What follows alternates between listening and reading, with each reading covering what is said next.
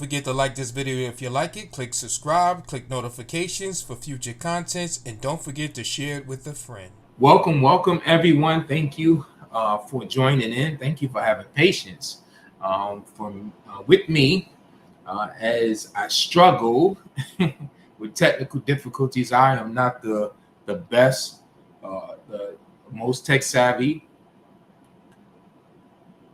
of them all, but I do my best. I do what I know, and I guess that's what we all could do. If you don't know certain things, you attempt to work with what you got, work with what you know, stay in your lane, as some people would put it, and that's what we're doing here. So let's get into this topic for today. This topic this morning: how spiritual mediocrity welcomes sin at your door. How spiritual mediocrity welcomes sin at your door. And this is a topic that we are going to be dealing with in the book of Genesis, the beginning. That would be better sheep. And the text is in Genesis 4, verses 1 through 8.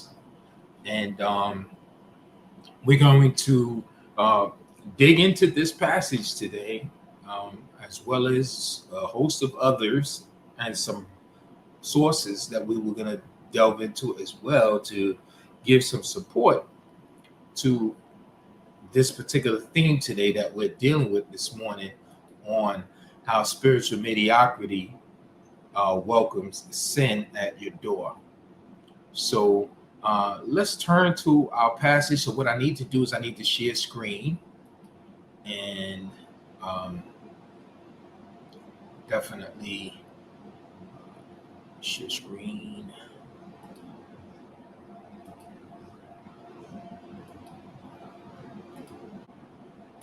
No, not the ESV, LSB.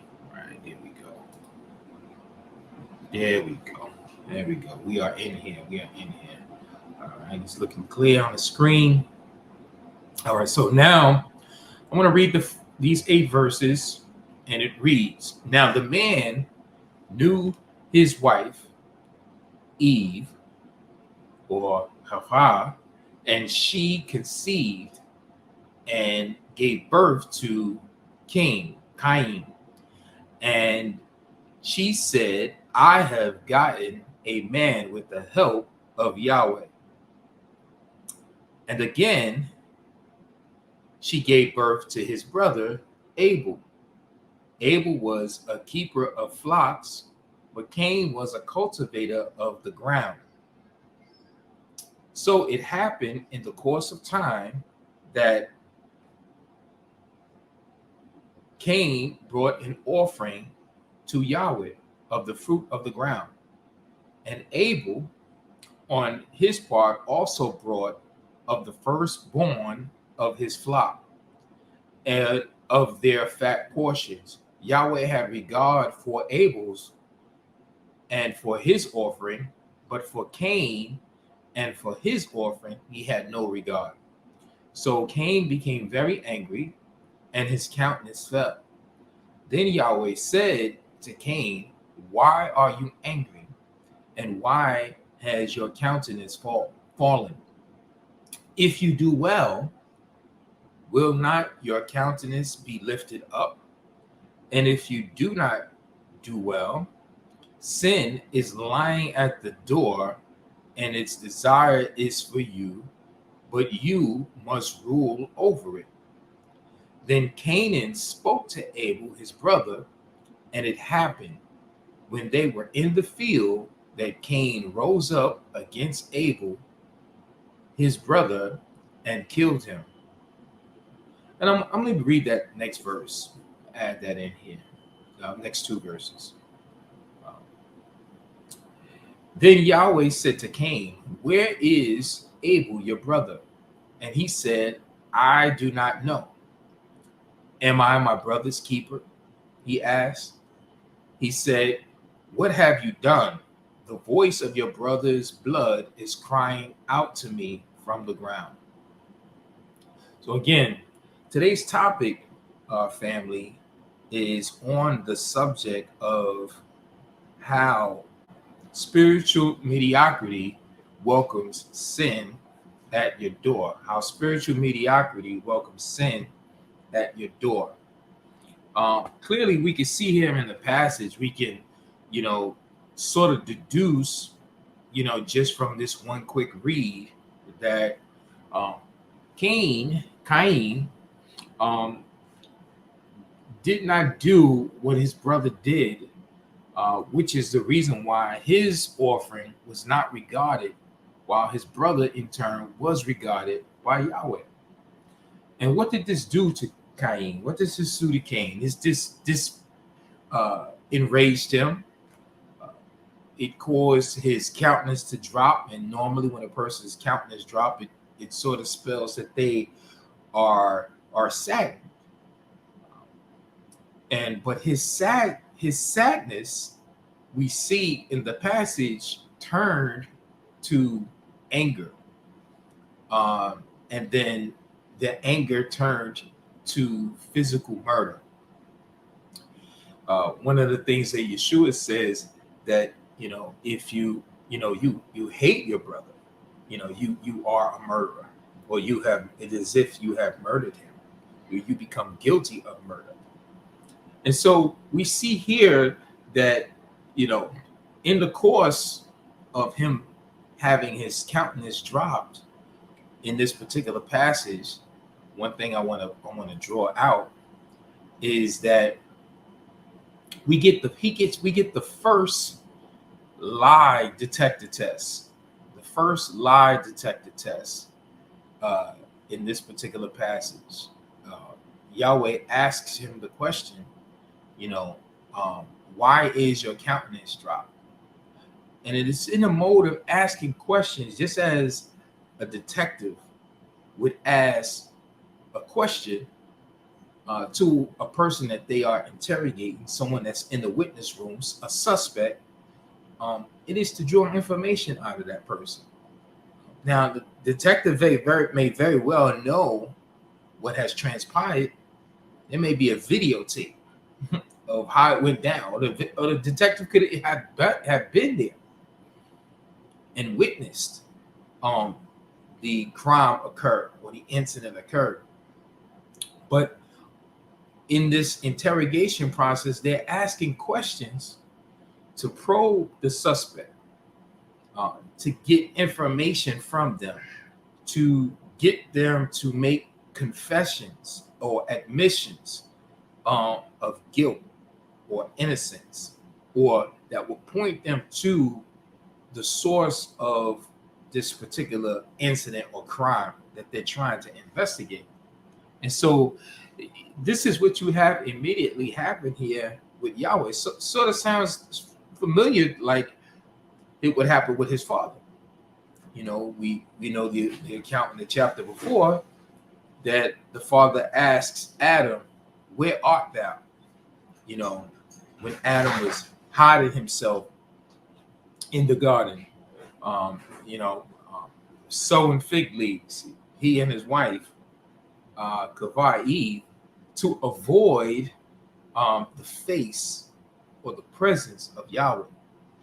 And so here in this particular incident, Yahweh approaches Adam's son, Cain, the firstborn son, and he asks him, why is your countenance dropped? Why you look so sad? And we know that, man looks on the outward things, but Yah looks at the heart. He looks at the intents of the heart. He's able to discern the intents of the very spirit and soul of an individual. And so it's not that he doesn't know, why he's saddened. He knows everything. There's nothing that he does not know. He is omniscient. It's not that he doesn't know, but what he wants to do is, just as he did with his father, Adam, he wants to give Cain an opportunity to come clean. He wants him to get an opportunity to rid himself of the condition that he has placed himself in. And so that's kind of like what's going on in the passage here. And you know, as we dig a little bit further into it, I want to expose some of the meaning that's inside the passage. I want to expose, you know, what's going on here. Okay, so in the first verse, you know, there's some words that are very key and informational to this whole crime scene, or this incident that occurred, this first man, or this first murder that takes place in Scripture. You have these two brothers. Some are of the belief that they were twins because of how the passage went on. It says, now the man, or now Adam, knew his wife Eve, and she conceived. In other words, that word "knew" means that they had sex. That's a way of saying that to do. So in Scripture, when it says that a man knows a woman, it is in reference to him having sex. That is the Old English way of saying intercourse. And so now the man, or now Adam, knew his wife Eve, and she conceived and gave birth to Cain, and she said, I have gotten a man with the help of Yahweh. And again, she gave birth to his brother Abel. You see, the passage doesn't say that he knew his wife again. It doesn't say that he went into her again. It just jumps right to her giving birth to his brother, following giving birth to him. So first she gave birth to Cain, then second she gives birth to Abel. And so this is the reason why there are many that actually believe that, you know, these two brothers were twins. Just that Cain was born first, and then came Abel. And so there's something to be said about each of these people, these four characters aside from Yahweh that are in this passage. You know, the first one, and I'm going to pull up on the screen. Let me stop sharing. The first character in this particular passage is Adam. You know, in the Hebrew, it's Adam, which means man or mankind or man, perhaps from the idea of ruddy, which is to be red. Adam is the red man or human being, or it can also stand for mankind. And why does it say red? Because many believe that he was made and formed from the dust of the earth. And so dust gives you that brownish reddish tone or color. And so he was named Adam, which means man, or which means ruddy or red. The next person in this particular incident or account is Eve, and her Hebrew name is Chava, which means life or living. She is the mother of all living, Adam said in Genesis, the 3rd chapter, the 20th verse. So he names her Chava because she is the mother of all living, which is true. I mean, we all are descendants from the womb of Chava, which makes her the mother of all living. The next one would be the firstborn son, and that is Cain, which is Cain. And his name just simply means to acquire or to possess something, which is why Eve, Chava, in Hebrew said, I have gotten or acquired a man. Now, why does she say this? Why does she say that, you know, she have gotten or acquired a man? Now I think we're going to have to go back to the passage to really, you know, get in a good idea as to why she says this. Let's jump back to the passage. All right. So she says, And she said in verse 1, I have gotten a man with the help of Yahweh. So right off the bat, she perceived that this man came by way of the help of Yahweh, came by the way of the gifting or the provisions of Yahweh, as Yahweh is being the source of providing this particular son. And why is that significant? Well, if we go back to the previous chapter where she's cursed for the sin that she committed in eating of the tree that she's not supposed to eat of, there's something interesting that goes on there in verse, no, not her, I'm sorry, it's not with her, but when the serpent who beguiled her, who deceived her, is cursed, Yahweh says this to the serpent. He says, and in verse 15, and I will put enmity, which is hostility, between you and the woman, and between your seed and her seed. He shall bruise you on the head, and you shall bruise him on the heel. So here we get Adam and Eve, or Chava, hearing Yahweh cursing the serpent and telling the serpent that his curse would be that the woman's seeds would bruise the head of the serpent seed, that the woman will have a seed. And the seed here is reference to a man child.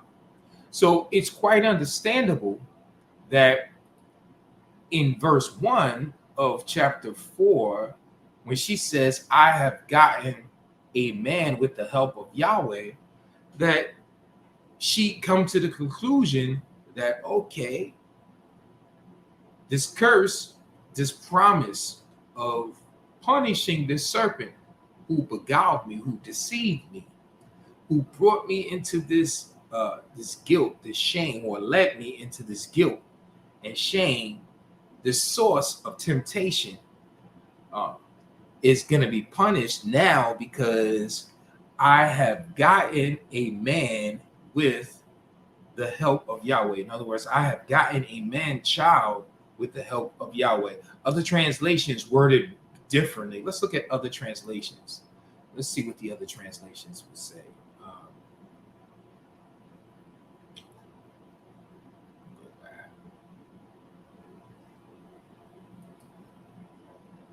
The KJV says, it said, I have gotten a man from the Lord.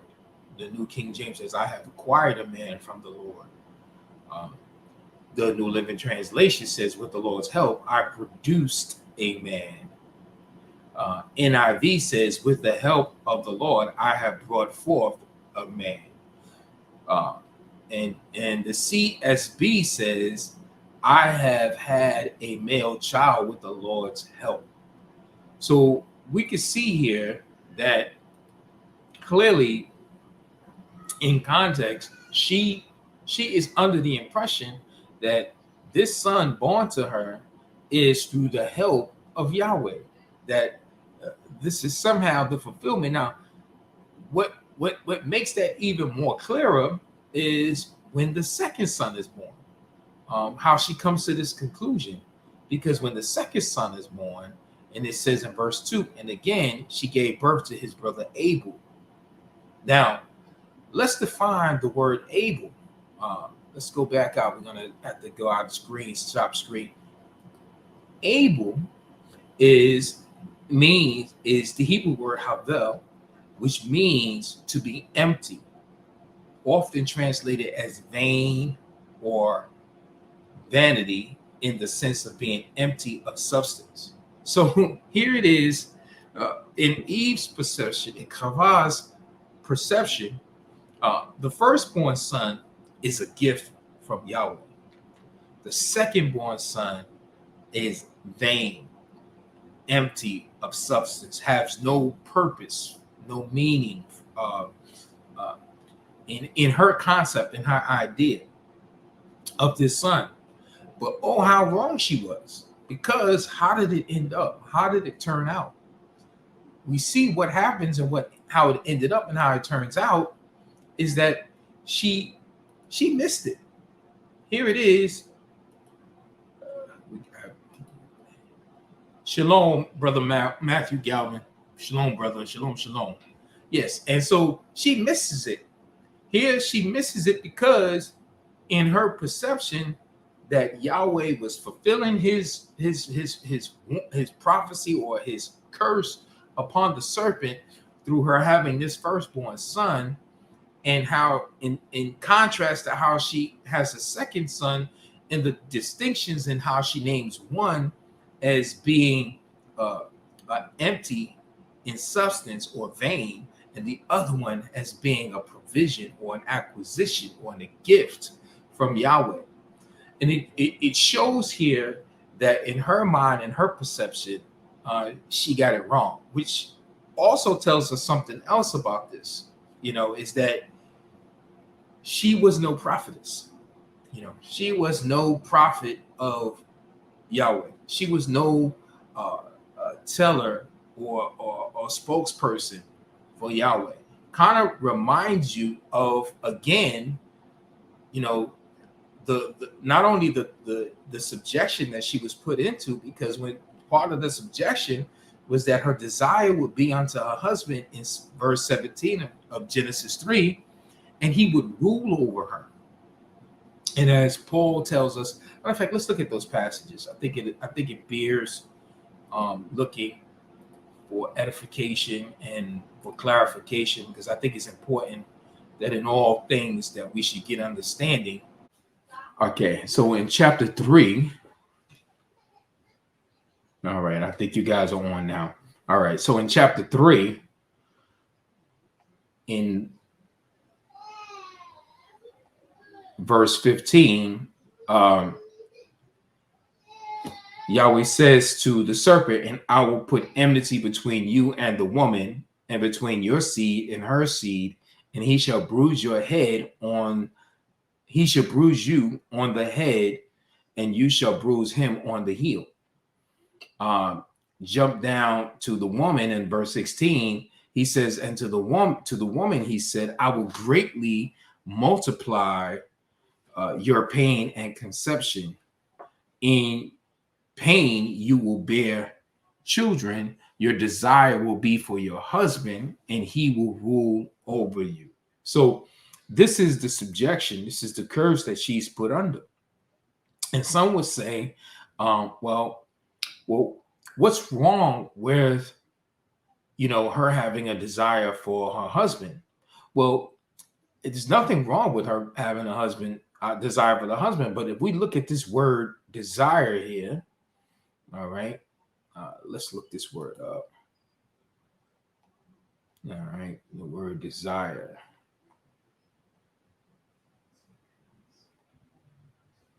All right. This word desire is the Hebrew word teshucha. All right. And what does it mean? It means a desire, longing, or a craving. So it's not just that she would have a desire, it would be an intensified desire, which would be a longing and a craving for her husband. The very one that would become her source of authority, or would be the source of authority. So in other words, he would rule over her while she has this longing for him. And then when you look at this combination, you can understand why we have now the battle of the sexes. You can understand why there's this insatiable desire in women, particularly here in the West, with wanting to either be equal with the man or wanting to control the man, wanting to, as the detective, interrogate the every move of a man, wanting to know all of the information so that they can manipulate whatever the predicament or the situation is that they have with the man. Because, I mean, to be honest, women are not as physically strong as men. And the one thing that that Yahweh has given to the woman is intuition. There's a feminine aspect to the woman in Hebrew called Bina, and Bina has to deal with her introspective nature, her ability to read in between the lines, her ability to see things that the man doesn't see. And so this is a great complementing or if I don't know if this is a correct word, a complementation in her creation in relationship to the creation of the man. That, she came with certain gifts and abilities that were distinct from his gifts and ability, and together they work together and they create this strong, cohesive unit that is designed to build nation, build humanity. And so, she has the ability to be introspective, but what the temptation comes from the curse is wanting to not be under this subjection, wanting to not be under the rulership of the man. And so the thing that she uses oftentimes is the very gift that's given to her by Yahweh, and that is the ability to be introspective, to read between the lines, to use her words, use her mind. And that's her strength, that's her power. Even as we know, use her figure, her sex, the very thing that she knows that she's created with that will attract the man. And so all of these becomes tools in the arsenal of the woman. But yet, nevertheless, he says that your desire will be for your husband, but he will rule over you.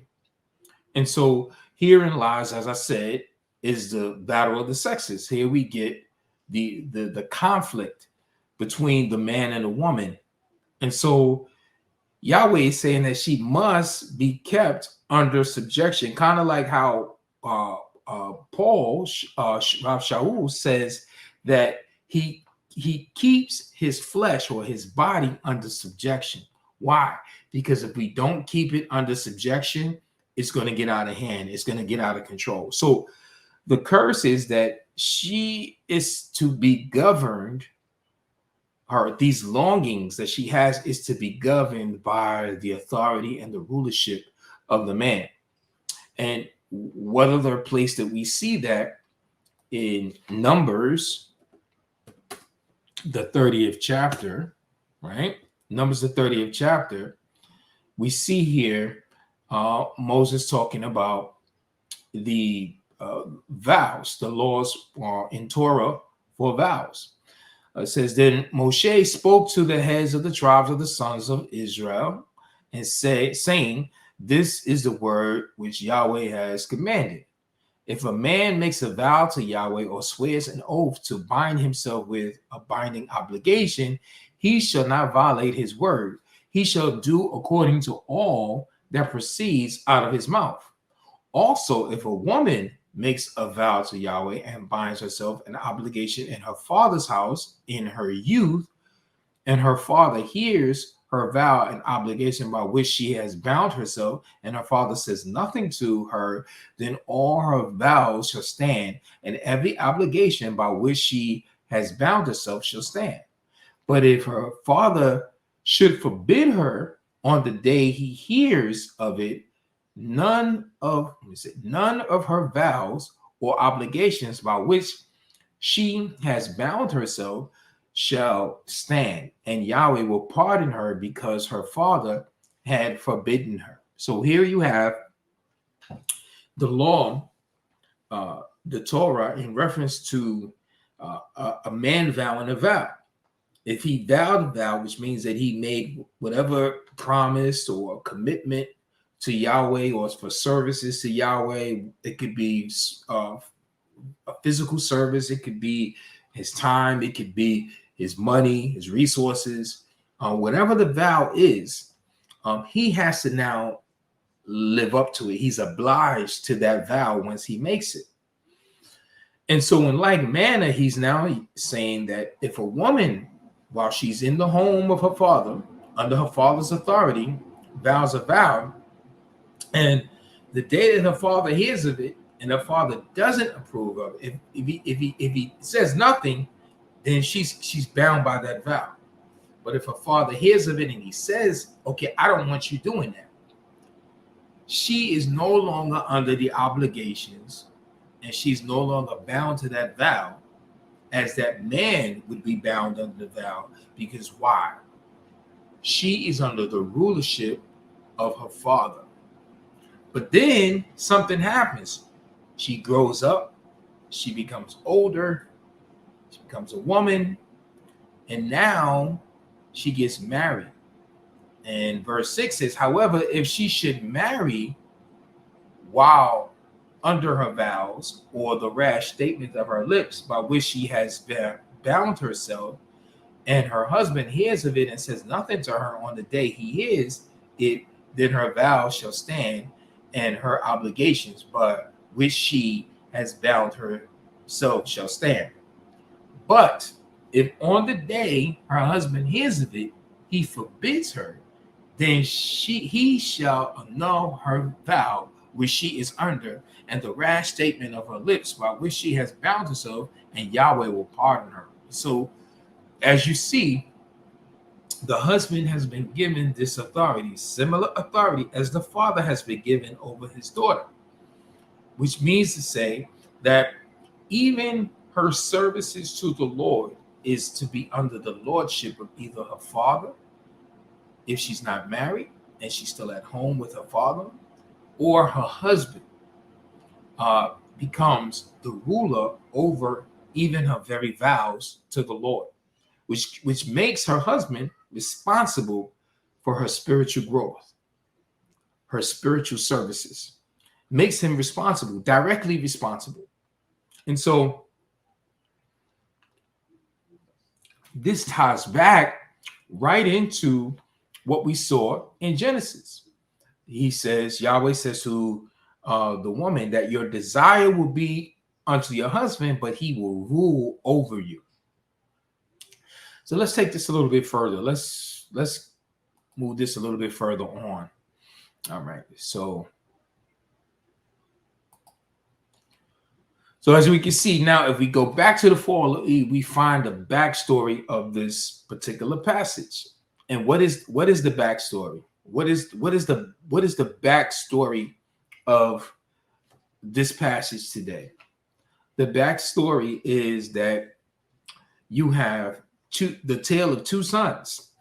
You know, one son was perceived to be the promised one, right? The promised deliverer, who ended up becoming the murderer. But the son who was perceived to be useless, vain, of no substance, wind up being the one that pleased Almighty Yahweh. And so this is the misconception of a perception of a mother who, instead of being guided by the voice of Yahweh through her husband, now makes a decision or continues to make decisions, in her presumptions that Yahweh is so far from. So now we can imagine what was the upbringing between these two brothers, because they're at this point in this passage, they're sacrificing, bringing sacrifices, they're worshiping Elohim. And in their worship, it demonstrates that they've been raised. They at least are old enough to make decisions. They are old enough to worship or express worship to their God for themselves. And not only that, they also knew and were given instruction at this point in how to properly worship. And that's where we get to the distinction between Cain's sacrifice versus his brother's sacrifice.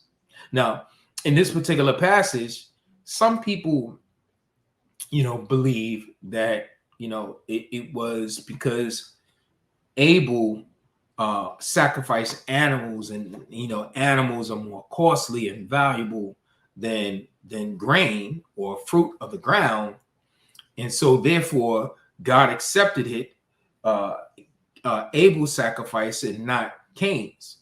But I beg to differ on that, and the reason why I beg to differ on that, that line of reasoning, is because all through our scriptures there are different examples of people who did not have much, who showed themselves to be more honorable than those who had much.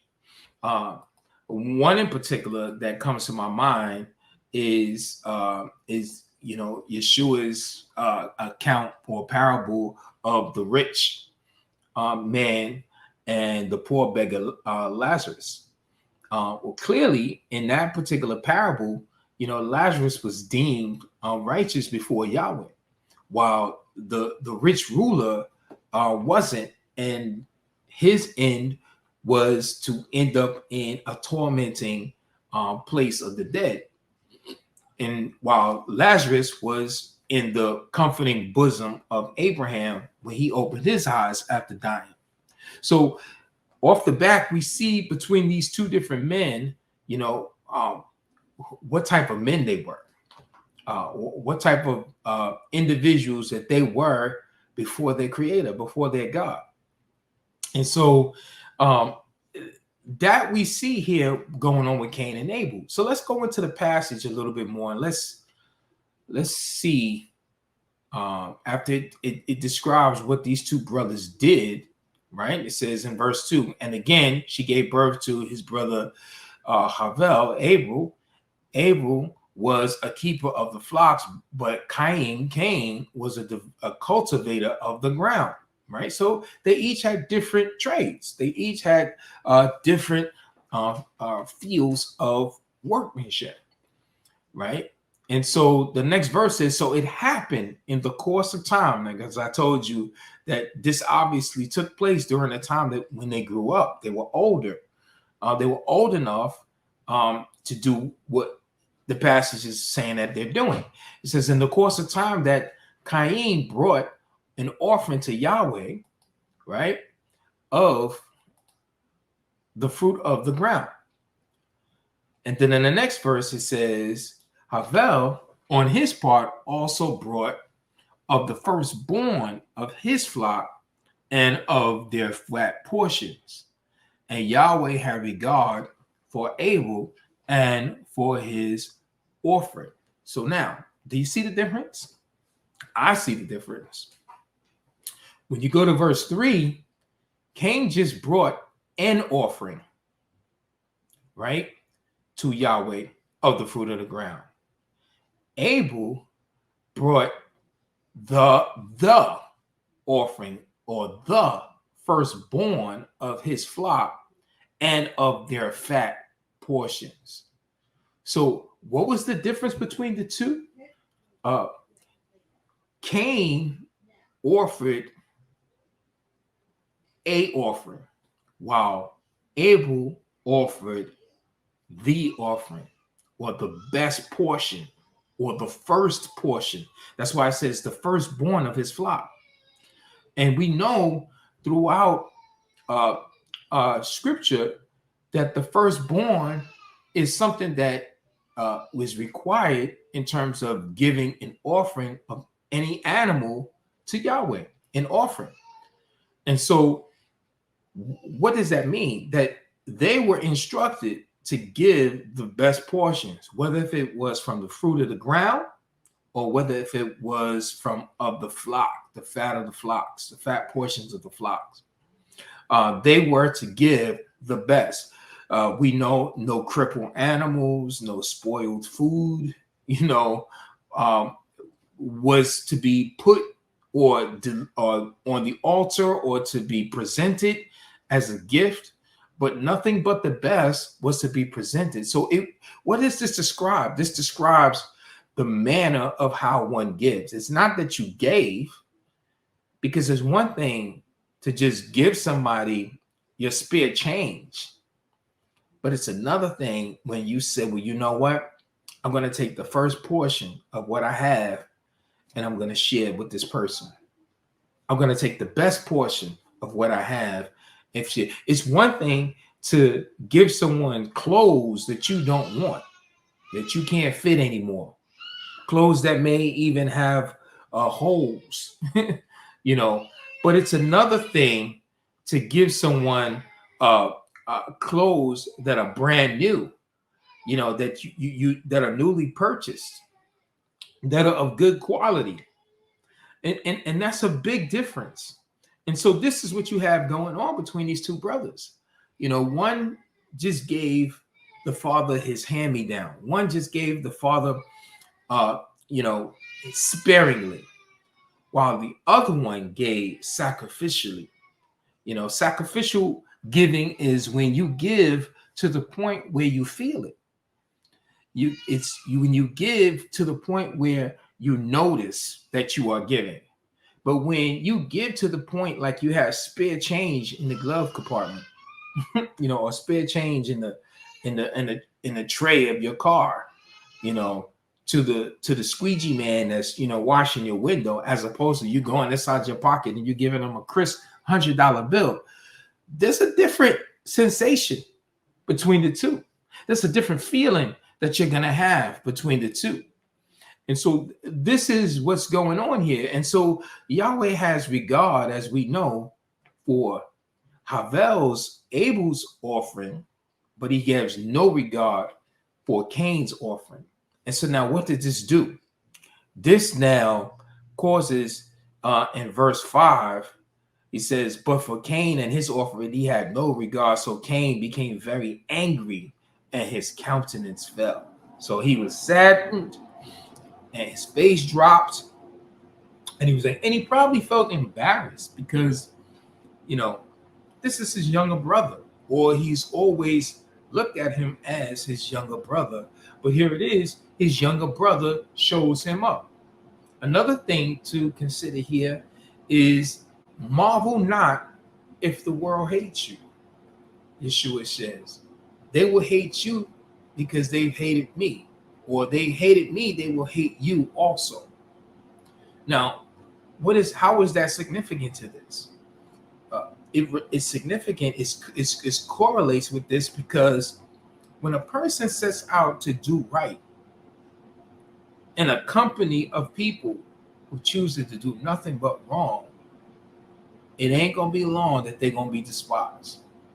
Think about back in the school day, in the classroom, you have that one student always did their homework, always studied, always passed with high marks, A's on the exams, right?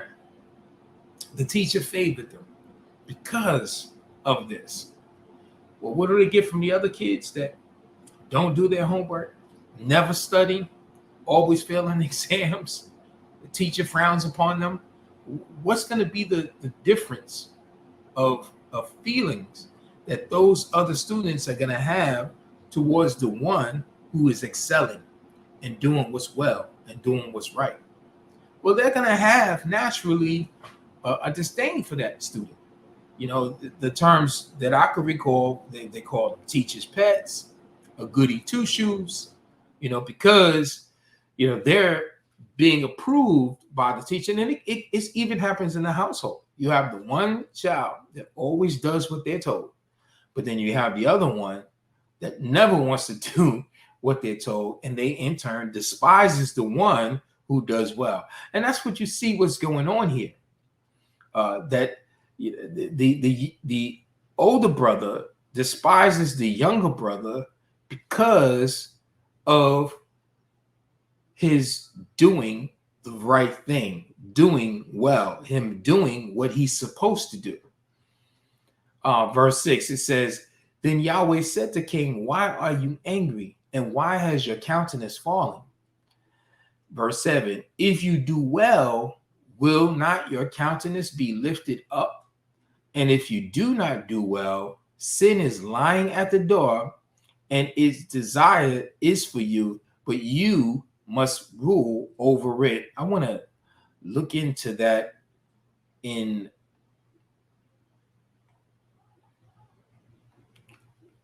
the tools. Let's click on the verse.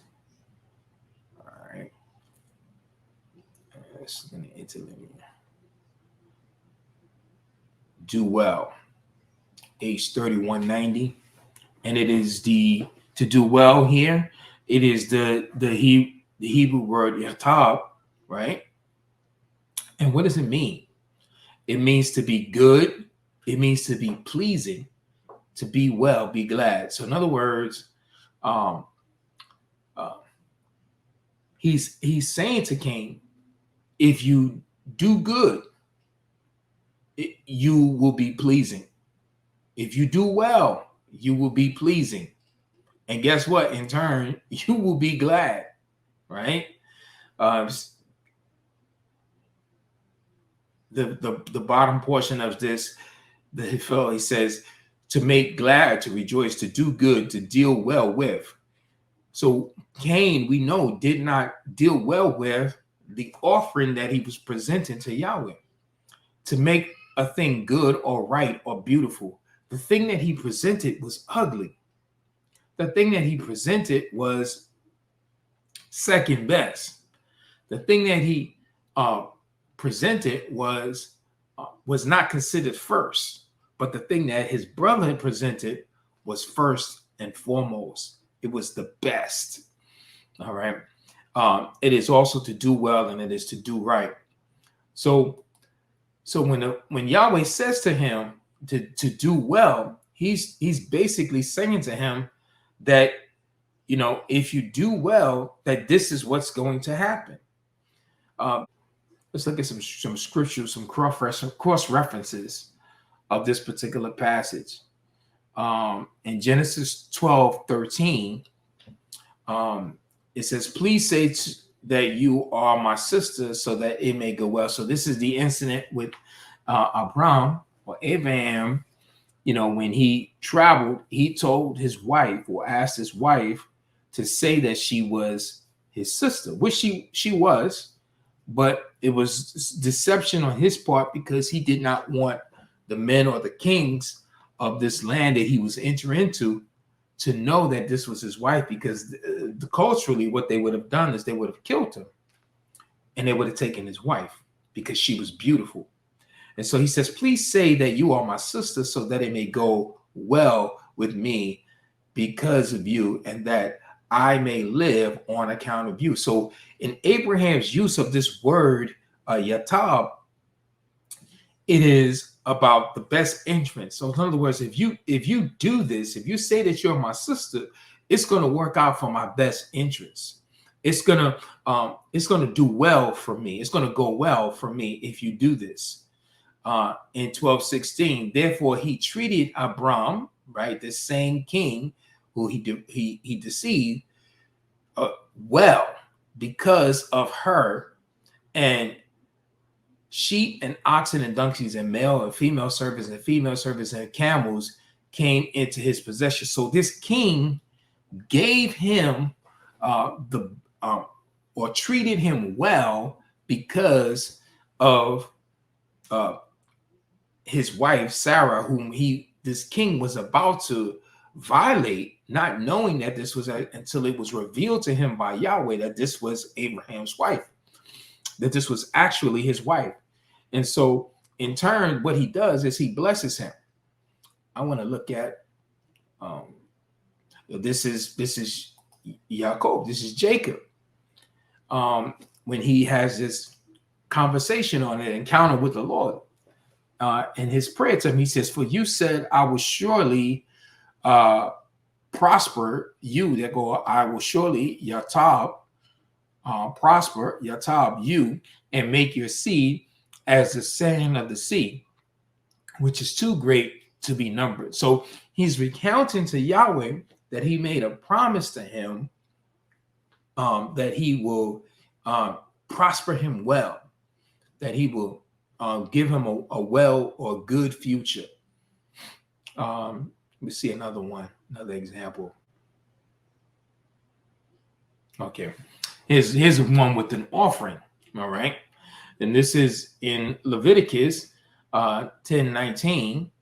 When Aaron spoke to Moses or Moshe, behold, this very day they brought near their sin offering and their burnt offerings before Yahweh. Then things like these happened to me.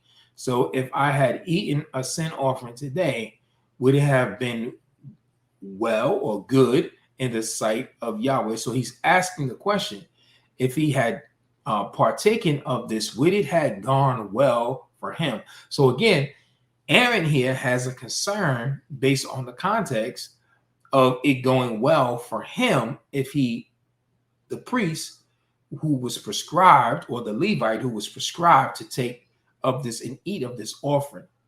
So, here it is. It's just a list of passages that are using this Hebrew word yatab to make the point of its meaning to do well, go well, or to be pleasing. Another word that's in this particular verse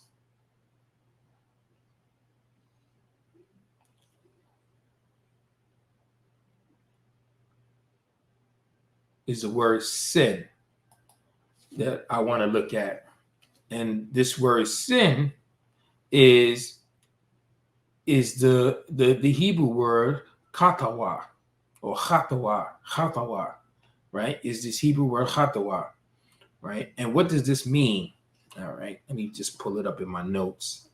What does this word sin here mean in this particular passage? It means simply sin, condition of sin, guilt of sin, right?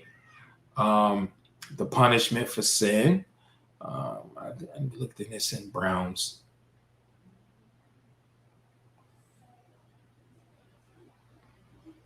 That is Brown's.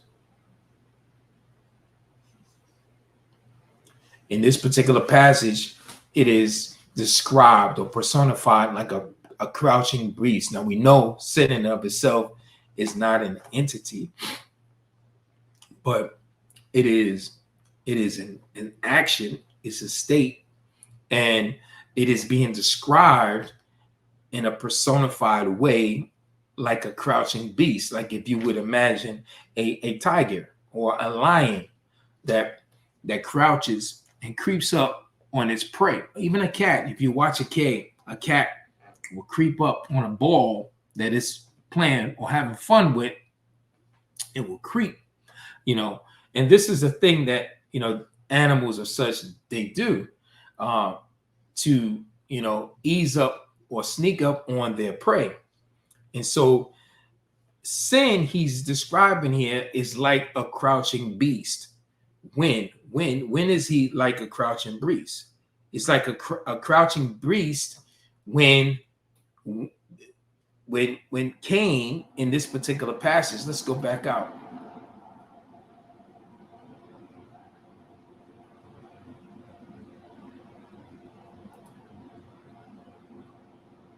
He says, if you do well, will not your countenance be lifted up? In other words, will you not be glad? This is again the same word hatab, which is to be lifted up. And if you do not do well, sin is lying at your door, and its desire is for you, but you must rule over it. So here we have a correlation. Here we have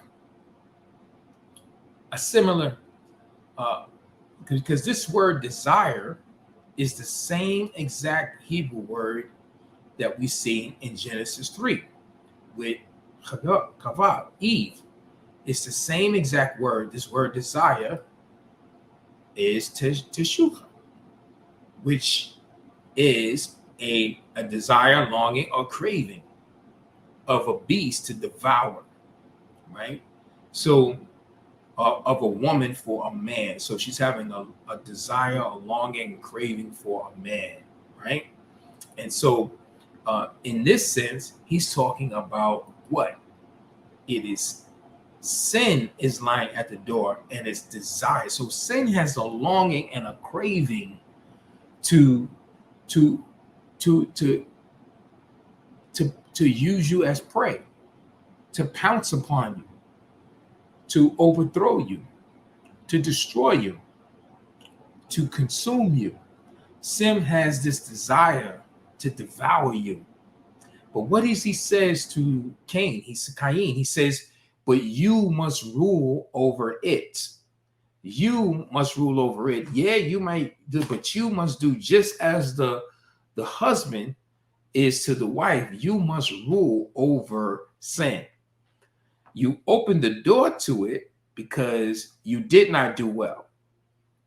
You opened the door because you did not obey my prescriptions for worship.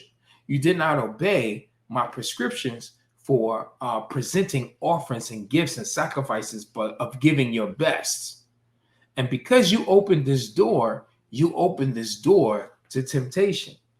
And that brings us to the title once again, which is that, go back to them, I want to pull it up on the screen, that spiritual mediocrity welcomes sin at your door. So spiritual mediocrity would be when one chooses not to do well, when one chooses not to do or give their best, not to prioritize, not to give their excellence, not to give it their all, but they cut it down, they turn it down, and they make it something that's average. They make it something that's mediocre.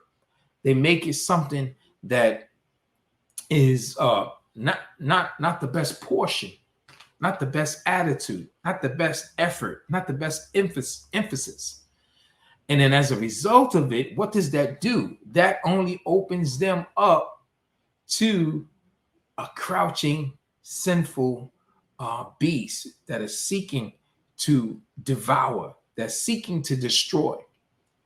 Now, this is what happens. When he was first questioned, why is your countenance falling? Right then and there, he had an opportunity to confess, to get it right, but he didn't do that. He evaded. And as a result, what happened? He gave over to that anger. As Paul says, Shaul says, anger, but sin not. In Ephesians, the 4th chapter, it's not a sin to be angry, but it's a sin in terms of what one may do with that anger. It's not a sin because you feel sad because you didn't give something your best, but it becomes a sin when you choose to do something evil out of envy, out of jealousy, out of hatred, because somebody shined and you didn't, because someone is achieving and succeeding and you're not. When we don't give things our all, we don't give things our best, we can only settle for less. We can only settle for the fruit of whatever it is I do. Whatsoever a man soweth, he's going to reap. So if you sow mediocrity, guess what you're going to reap? Mediocre results. If you sow, I'm going to give sparingly, guess what? You're going to receive sparingly. And so the same measure that we deal with any other individual is the same measure that it will be dealt to us. And so it behooves us, it is important, it is incumbent upon us that we seek to be approved by giving our all, giving our best, because we serve a creator, we serve a father, we serve a Yahweh, an Elohim that deserves nothing but the best. Nothing but the best is what he deserves, and nothing less. Nothing but the best and nothing less. The sin is always desiring a chance to overtake you. It's always desiring a chance to get a crack in the door, a crack in your armor, a chip in your armor, so that it can exploit it. It is always looking for an opportunity to wiggle its way in if you open the door to mediocrity. A passage that comes to my mind is in Romans, the 7th chapter and the 8th verse. It's, but sin taking opportunity through the commandment worked out in me coveting of every kind. For apart from the law, sin is dead.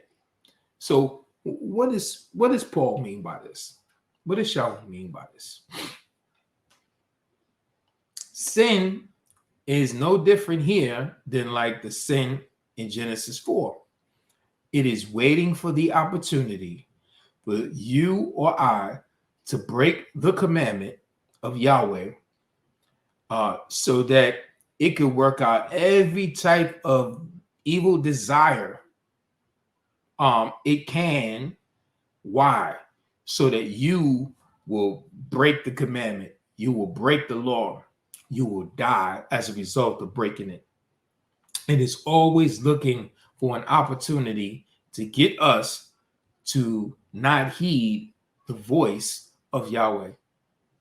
Looking at this in a NLT, the New Living Translation, the same verse, but sin used this command to arouse all kinds of covetous desires within me. So we've been had, we've been had by sin. Like sin has played a game on us.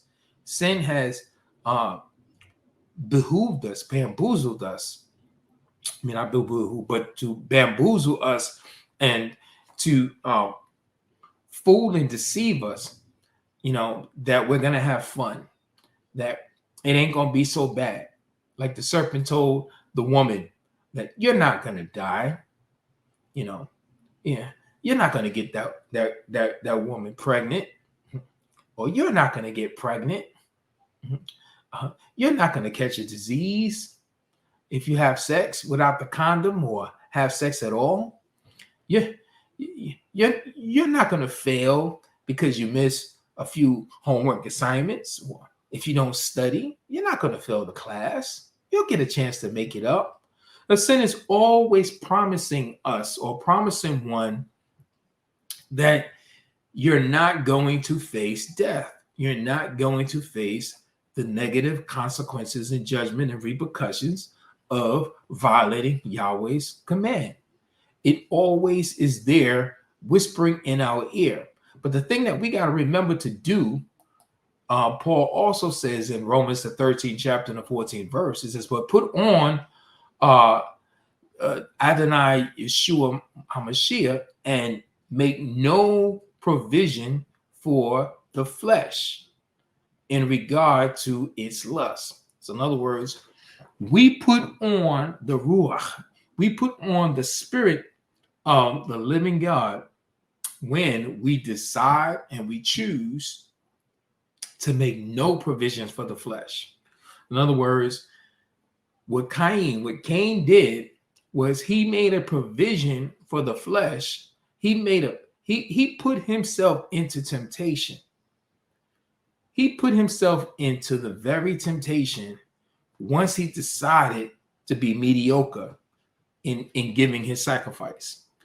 The moment he decided to give Yahweh his second best, he opened the door for all kinds of fleshly lusts and desires to overtake him.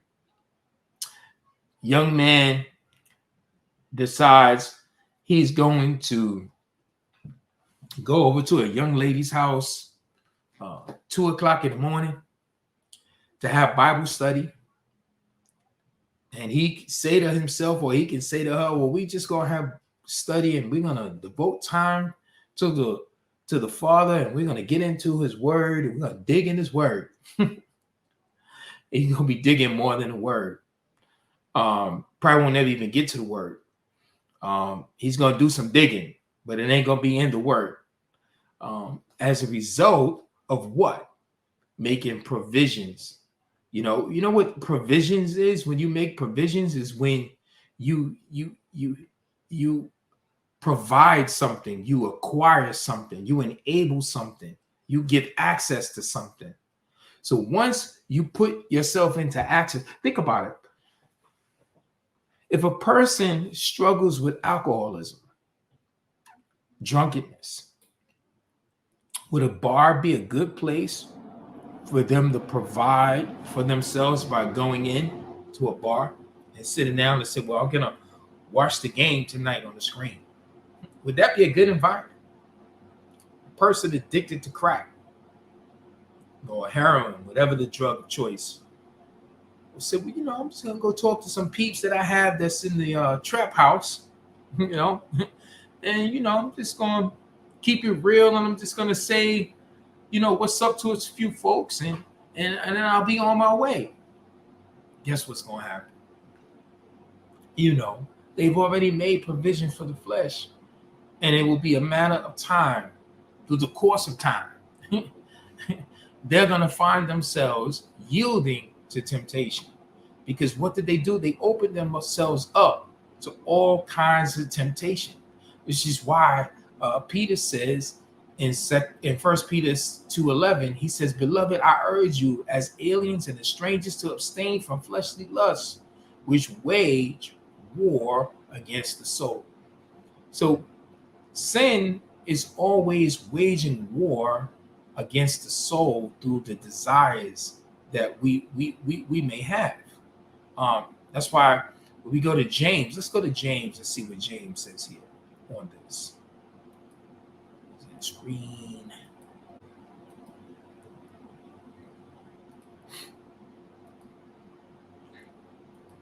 All right, so James.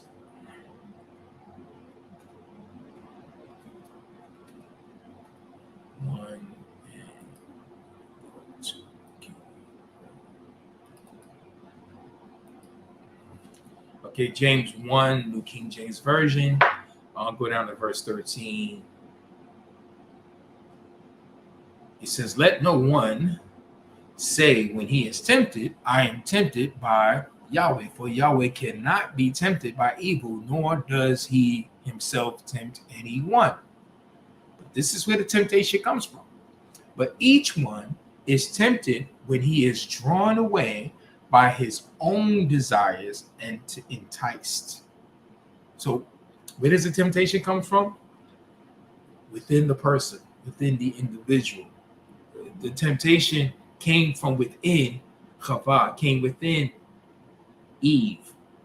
She had a desire to want to know and to be able to think like Yahweh. She had a desire that the fruit was good for food. Couple those desires together, make a combination of those desires. She yielded to those temptations because she was drawn away by them, and she was enticed. But this is what he says in the next verse. He says, when desires has conceived. So what was the conception? She already made a decision inside. Okay, I'm going to do this. It gives birth to sin, and sin, when it is full grown, brings forth death. So what does it mean? When you act out the thing, when you make the thing come out of the womb, when you make the thing come alive, when you make the thing happen, right? You bring forth the thing, it brings forth death. And so this is what happened to Cain. This is what happened to Cain. He had this anger. He was burning up inside that his little brother was could approve, but he wasn't. His countenance had dropped. He was sad. He felt bad. He felt terrible. He was showed up by the works of Havel, of Abel, as opposed to his own. So it's important for us to consider this fact that, the temptation is going to come from within to not give our excellence, not give our best, to slack up, take it easy. But the moment that we do that, we open ourselves up, folks, to a world of temptations. It's another passage, Romans 1. Paul says this, and started from the 18th verse. He says, "For the wrath of Yahweh is revealed from heaven against all ungodliness and unrighteousness of men, who suppress the truth in unrighteousness." And that's really what happened. That's really what has it. Men work the works of unrighteousness, ungodliness, because what they simply do is they suppress the truth in unrighteousness. In other words, they bury the truth of knowing, I shouldn't do this, I should do that, I should give more, I should give my best, I should put my best foot forward. But once one chooses to suppress that truth in unrighteousness, in an unrighteous desire to be lazy, in an unrighteous desire to be disobedient, unwilling, what happens here? He says, because what may be known by Yahweh is manifest in them, for Yahweh has shown it to them. So he had already manifested himself in Cain and Abel. For since the creation, and this goes all the way back since the creation, since the creation of the world, his invisible attributes are clearly seen, meaning that by what he created, it can be known that he is a God that deserves our best, because he has given us the best, being understood by the things that are made, even his eternal power and Godhead, so that they are without excuse. So Cain was without an excuse because he had everything within him, and he had every good reason to do that which was right and pleasing. Because although they knew Yahweh, although Cain knew Yahweh, he did not glorify him as Yahweh. He treated him as some side sucker. Nor were thankful. So when we go to worship, when we come to present our gifts, these are acts of worship. And this is the reason why, he doesn't receive glory when those acts of worship are dumbed down, or scaled down, are tuned down to a level that we wouldn't even want to give to our dogs. But became futile in their thinking. Cain became futile in his thinking and thoughts, and his foolish heart was darkened. He became darkened by, comparing himself and contrasting himself with his brother, rather than focusing on what he and his assignment was to his creator was. Professing to be wise, they became fools, and they changed the glory of an incorruptible Yahweh into an image made like corruptible man and birds and four-footed animals and creeping things. So this is how we get idolatry within humanity. Because what do? When we don't give Yahweh our best, we replace it with something. And whatever we replace it with, it becomes corruptible. It is corruptible. And just like, when Adam and Eve sinned, what did they initially do? Once they realized their guilt and their countenance dropped, what is it that they did? They sowed fig leaves. They made up man-made solutions and fixes and religion to cover themselves. But Yahweh says, no, I have a better way. I have a suitable way. And this is how he gets the institute, the ministry of offering sacrifices, where he took the animal skins and he covered them with the animal skins, demonstrating that, what you use to cover yourself won't do the job. What you need is what I will provide that will cover you, is what will do the job. And so humanity began to exchange the incorruptible God into an image that is corruptible, like of images of men, of birds, of four-footed animals, and creeping things. Therefore, Yahweh also gave them up to uncleanness in the lust of their hearts to discern their bodies among themselves. So what happened? As a result of choosing to be mediocre, as a result of choosing not giving Yahweh his very best or first priority, as opposed to second best, this opens them up to uncleanness and the lust of their hearts to desire their bodies among themselves. So what does this do? This opened them up to even more temptation. This opens them up to a worsened state. I call it the set it off effect. If you ever watched the movie, this movie came out back in I think the early 2000s with Queen Latifah, Vivica Fox, Jada Pinkett, and they star in this role in this movie as bank robbers. And these were 4 girls from, I think, Crenshaw, Compton, somewhere in California, LA. And they came up with the idea of robbing a bank. And the first time that they did it, never robbed the bank before, they were nervous. They were scared.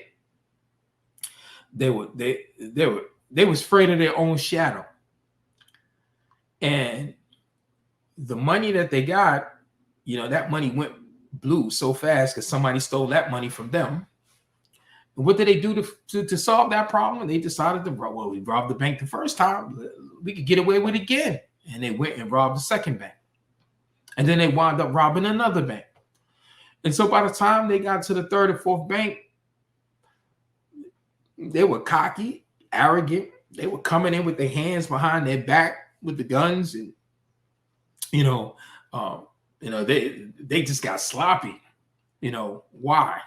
Because this set it off effect had overtaken them. When they started this off, they were under the assumption that they were in control, not knowing that who you yield your members to, you become slaves to. Not realizing that the very decision to be mediocre brings one into bondage, brings one into captivity. And so the mediocrity now consumed them. It overtook them. And the thing that they set out to do now owned them and controlled them and ruled them.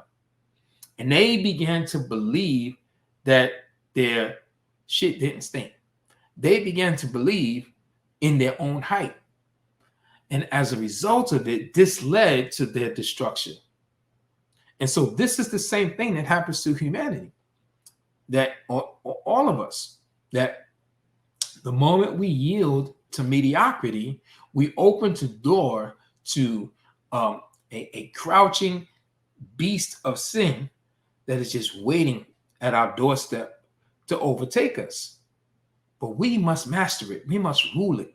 We must decide not to yield to it and bring it in, those thoughts, into captivity unto the obedience of Yahweh, of Yeshua.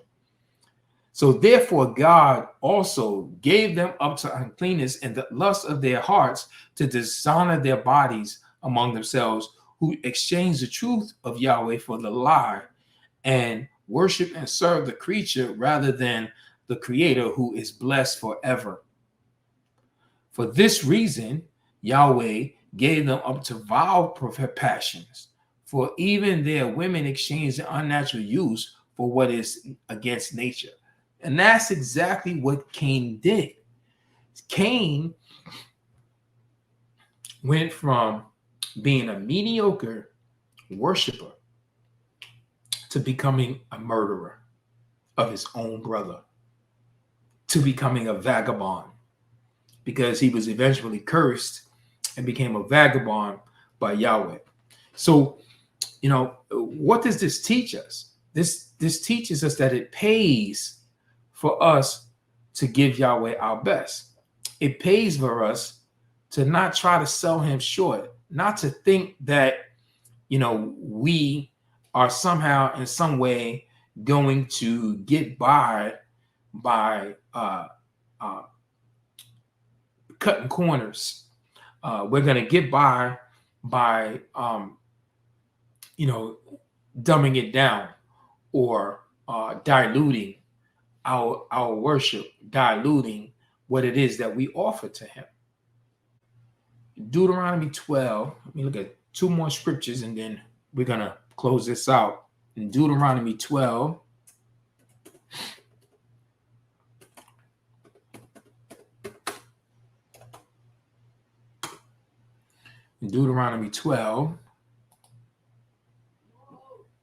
verse 28.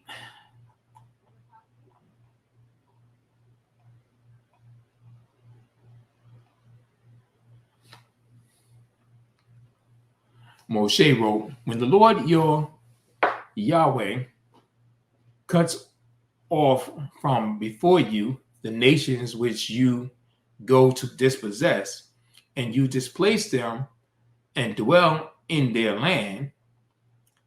Okay, so this is before going into the promised land. This is instructions and warnings that they're given by Yahweh prior to going in. He says in 30, take heed to yourself that you are not consumed, or you are not consumed. Take heed that you are not ensnared. I'm sorry. To follow them after they are destroyed from before you, and that you do not inquire after their gods, saying, how did these nations serve their gods? I also will do likewise. You shall not worship the Lord, or you shall not worship Yahweh, your Elohim, in that way. For every abomination to Yahweh which he hates, they have done to their gods. For they burn even their sons and daughters in the fire to their gods. Whatever I command you, be careful to observe it. You shall not add to it nor take away from it. Very powerful instruction, key instruction, fundamental instruction. First and foremost, there's nothing wrong with Torah. There's nothing wrong with the commandments of Yahweh. It doesn't need to be tweaked. It doesn't need to have any additions made to it. It doesn't need to have any deletions or alterations or made to it. It is perfect and holy as it is. And so anytime we alter it, what are we doing? We are now making our own paths of worship. We're making our own ways of worship. And that's what the people in the land of Canaan that Yahweh enabled Israel to possess, that's what they did. They made up their own prescriptions of worship to their false gods. And he's saying to them, he says that you shall not worship the Lord, or you shall not worship Yahweh, your Elohim, in that way. Every abomination to the Lord which he hates, they have done to their gods. So everything that they did to worship their God, none of that we are to be using in prescription or to create some sort of prescription to worship our God, Elohim, or Yahweh. And we see this even within the culture. We see this within the churches. We see this within the different movements. We see this even in the holiday festivals, whether it be with Christmas, whether it be with Easter, Halloween. There's all kinds of similarities to pagan cultures that we are in turn saying, well, you know what, we're just going to put Yahweh's name on it and we'll do the same practice. We're just going to replace, biblical terminology with the pagan practices, and then we're going to call that worship. Well, what he's saying here is that we're not to add to his word, we're not to take from his word. And he says that we are not to worship him in the way that they worship their gods. Another passage, and this is the last passage that we're going to use. I wanted to show some other resources online, but I don't want this to be too long. So we're gonna cut that from here. That's in 2016.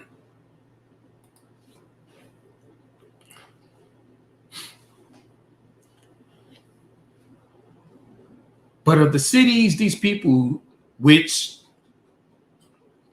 the Lord, or which Yahweh your Elohim gives you as an inheritance, you shall let nothing that breathes remain alive, but you shall utterly destroy them, the Hittite and the Amorites, the Canaanite and the Perizzite and the Hivite and the Jebusite, just as Yahweh your Elohim has commanded you.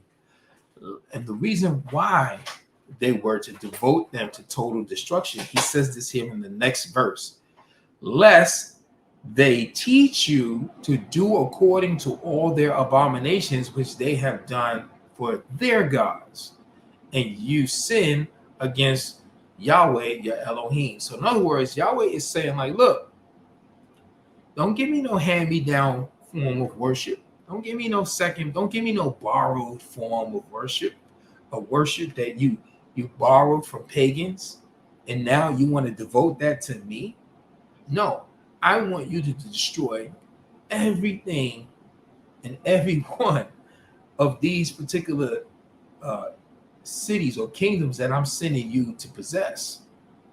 And I don't want you to take or keep any of them alive, because they will teach you to do the very abominations that they're doing to their gods. And you're going to try to say, well, now we're going to incorporate that for Yahweh. And that's what makes, what Roman Catholicism has done as a problem within the church or within society today, because certainly they're not a part of the kingdom. But that is exactly what has transpired. Western Christianity has introduced all manner of pagan worships, forms of worship, and now put a biblical terminology, even use Yahweh's name on top of it, and say that these are devotions or acts and worships, or these are things that are presented to glorify him. And he's saying he's not glorified in that. He's saying that he deems that as being an abomination. He deems that as being sin. He deems that as being unacceptable. And as he said to Cain, it's not pleasing to him. He's not regarding it. And so many people are convinced and deceived to think that by doing these things, by participating in these things, that they are acceptable. Why? Because they jumped the Kool-Aid.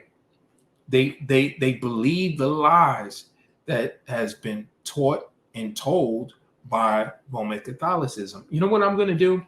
I'm going to make this into a part 2. I thought I was going to be able to finish all of this. I got to definitely show you these links,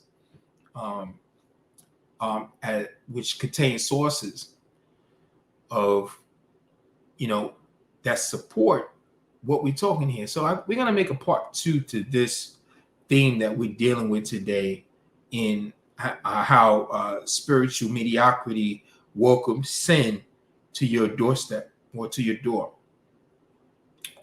Because it's important that I think that, as a people, we get this, and we know, and we be fortified with his way of doing things, his way and his prescription for how we ought to be pleasing towards him. Not that we will imitate some pagan way of doing it, and definitely not that we conjure up our own thinking, stinking thinking, as Cain did. That's not pleasing to him, because in all efforts, it's not going to end well. And so we want to be sure that we are pleasing to him. And that's the whole purpose of this. And I hope that you got something out of this today. I know it was a little rough and a little choppy. It didn't flow, maybe, possibly, as best as it could. But nevertheless, the information was presented. And I pray that, you was able to take something away from this today. But definitely, we're going to continue this the next time. If you like this live today, do like it. If you haven't never subscribed to this channel, do hit the subscription button and the notification bell so that you can get future notifications. And do share this with a friend. Let others know about this. Don't keep this love to yourself. Share it with a friend. And on that, if you've not gone onto my channel and gotten a copy of my free ebook on biblical polygyny, I'm going to supply the link when I edit this particular video, and it'll be in the description box. And do check out the other videos that's on this channel, and let others know. Before I go, I definitely want to acknowledge the comments that was shared or posted, and that one was from Gary S. And he says here, making provision is where you give opportunity for sin to occur. It's like setting the table for a guest you're expecting to show up. This is so true. That's so well put. I like that. And David says, great teaching. Thank you, Brother David. Thank you for commenting, and thank you for your support and your kind words. Thank you. I'm glad you guys were a part of this, and you saw and was able to give us your input and your take. So with that said, I'm signing out again. You take care. Until next time, y'all willing, for King and Kingdom, bid you shalom. And you keep digging in the word. Take care. I love you.